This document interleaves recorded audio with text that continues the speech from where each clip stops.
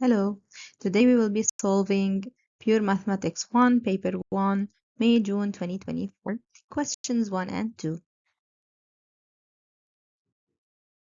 Express 3y squared minus 12y minus 15 in the form 3 into y plus a squared plus b, where a and b are constants.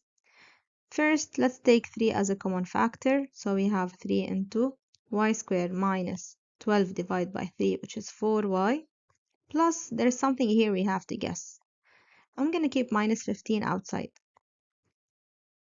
Well, this number is the 2ab here divided by 2 squared. So if you have, let's say, a squared minus 2ab, basically we miss the b squared. In this case, our b squared is 2 squared, which is 4. So we have now 3 into y squared minus 4y plus 2 squared, which is 4, minus 15. We have to subtract whatever we added here. 3 times 4 is 12. That's why we need a minus 12 to cancel the 12 that we inserted here. Now we have 3 into y minus 2 squared, yani 2 power 2, which is 4, minus 15 minus 12 is minus 27. And now you have to compare this to what they are asking us to write in the form 3 into y plus a squared plus b. So after comparing this to the question, a is minus 2 and b is minus 27.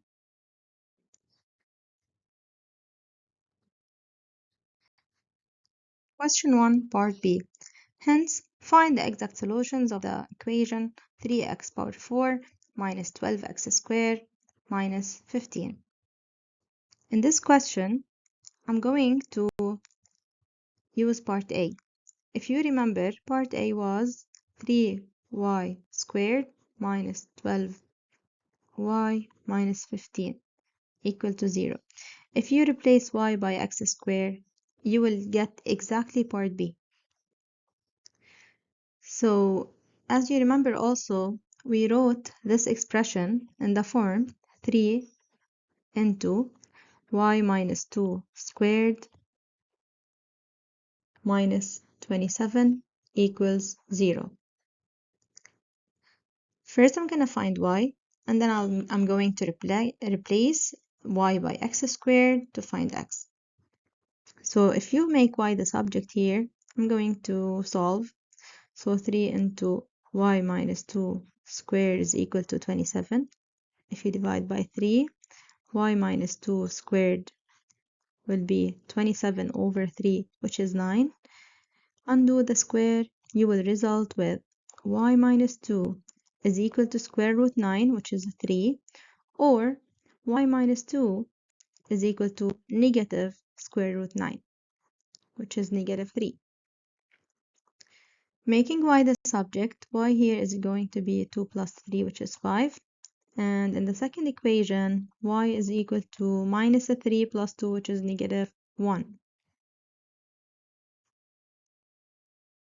Return y into x squared. This will be x squared equal to 5, or x squared equal to negative 1.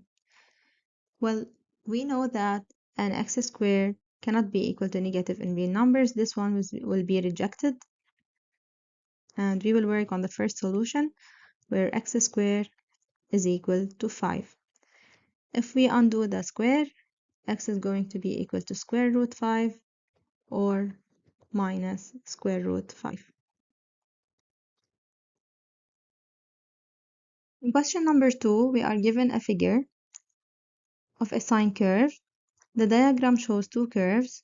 One curve has the equation y equals sine x, which is this one. Without any transformation, it's the parent function.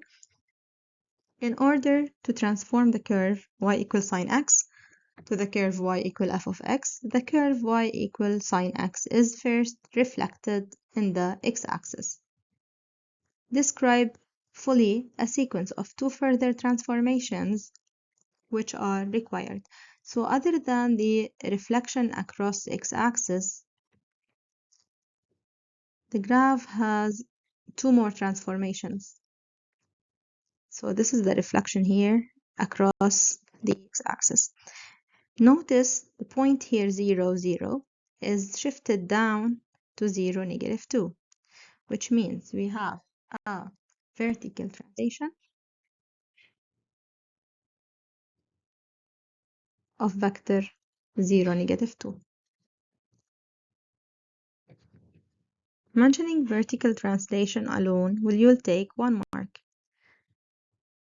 Giving the vector 0, -2, you will get the second one. This is 4 marks here.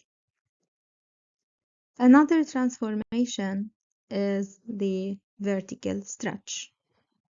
So for the vertical stretch, we can see that here the amplitude is 3, the height of this wave, which means the vertical stretch is of factor a equal to 3.